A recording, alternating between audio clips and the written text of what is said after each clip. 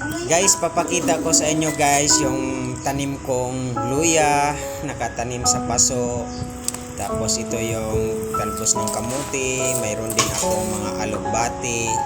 Ayan ang tataba nila guys, pwede na siyang pakinabangan. Yan, para hindi ka na bumili, magtanim ka kahit sa mga paso lang, ang kaganda. Yan, pwede yan, gisa mo lang siya sa pritong isda. Yan, haluan ng iba pang gulay, ang presko. Yan guys, hindi ka na kailangang bumili mahal-mahal, tapos konti lang.